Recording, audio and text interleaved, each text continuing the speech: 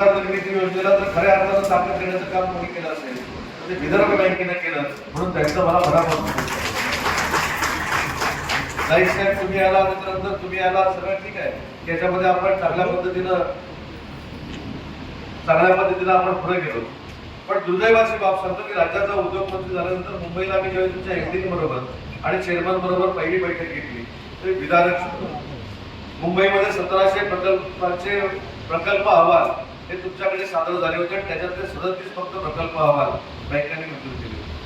नाईक साहेब, शेवटी मला सांगावं लागलं की माझ्या MIDCची सगळी खाती तुमच्याकडे मी विड्रॉल करेन आणि दुसऱ्या कुठच्या तरी बँकेमध्ये देईन.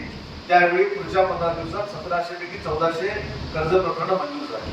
अशी मानसिकता असू नये. मंत्र्याला कशाला सांगावं लागतं?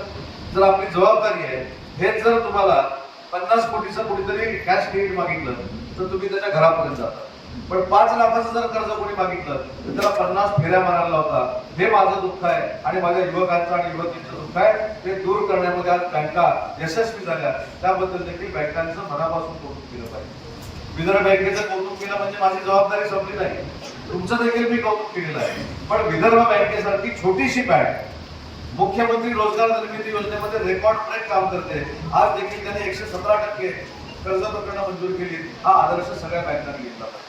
अनेक तुमच्या प्रायव्हेट बँका आहेत, त्यांना असं वाटतं की मंत्र्याला काय अधिकार नसतात, पालकमंत्र्याला काय अधिकार नसतात.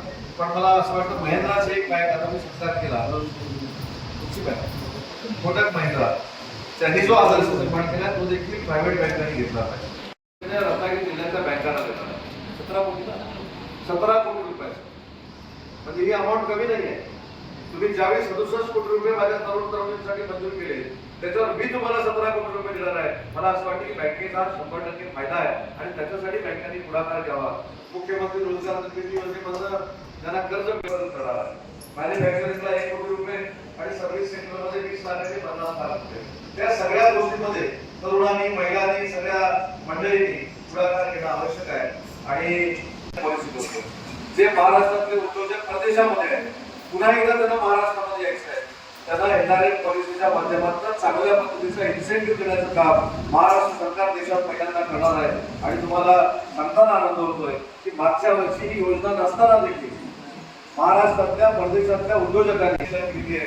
25 कोटीची मदत, म्हणजे जवळजवळ 250 कोटी रुपयाचा उद्योग तरी महाराष्ट्राच्या तरुणांना उभा करून दिलेला आहे.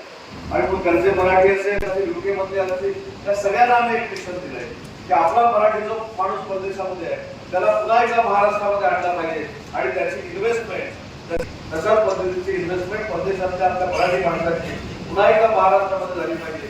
त्यासाठी आम्ही NRF पॉलिसी आणतोय. मला असं वाटतं की तुमचा जो संपर्क परदेशात. आज रत्नागिरी जिल्ह्याच्या स्थानिक उद्योजकांच्या साठी आजचा महत्त्वाचा दिवस आहे.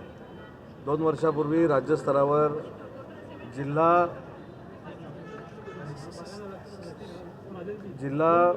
उद्योग परिषद जी आम्ही सुरू केली होती त्याच्यामध्ये आम्हाला प्रचंड यश मिळते. त्याचाच हा रत्नागिरी जिल्ह्यातला कार्यक्रम होता. आजच्या रत्नागिरी जिल्ह्याच्या उद्योग परिषदेमध्ये 1037 कोटीचे MOU आज आम्ही जिल्ह्याच्या स्तरावर केले, स्थानिक लोकांमध्ये केलेले आहेत. सुप्रिया केमिकलचे जे मालक आहेत वाघ म्हणून, त्यांनी जवळजवळ 500 कोटी रुपयाची गुंतवणूक रत्नागिरीमध्ये लोटे परशुरामला करण्याचा निर्णय घेतला आहे. MSMEमधले जवळजवळ 550 कोटी रुपयाचे MOU आज आम्ही केलेत. मुख्यमंत्री रोजगार निर्मिती योजनेतनं आमचं टार्गेट 115% रत्नागिरी जिल्ह्याचं पूर्ण झालं आहे. सबसिडी देण्याचं प्रमाण आमच्याकडे 98% आहे, ते महाराष्ट्रात 1 नंबरला आहे. आणि मला असं वाटतं की आजचा कार्यक्रम हा उद्योग जगताच्या निमित्तानं अतिशय महत्त्वाचा आहे. कोका कोलासारखा प्रकल्प रत्नागिरीमध्ये आला आहे, VIT सेमीकंडक्टरसारखा प्रकल्प रत्नागिरीमध्ये आलेला आहे, धीरूभाई अंबानी डिफेन्स क्लस्टर रत्नागिरीमध्ये येतं आहे, निबे डिफेन्स क्लस्टर रत्नागिरीमध्ये येतं आहे. पण मला असं वाटतं की हा MSMEचा जो बेस आहे तो अतिशय महत्त्वाचा आहे. आणि रत्नागिरीच्या MSMEमध्ये जवळजवळ 1037 कोटी रुपयाची गुंतवणूक पुढच्या वर्षभरामध्ये होणार आहे.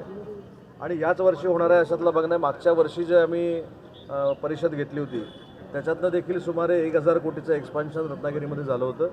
त्याच्यातलं 700 कोटी रुपयाची अंमलबजावणी झाली, 300 कोटी रुपयाची अंमलबजावणी पुढच्या वर्षभरामध्ये पूर्ण होईल. आणि म्हणून आजचा हा उद्योग विभागाचा कार्यक्रम आमच्या सगळ्यांच्याच दृष्टीनं महत्त्वाचा होता.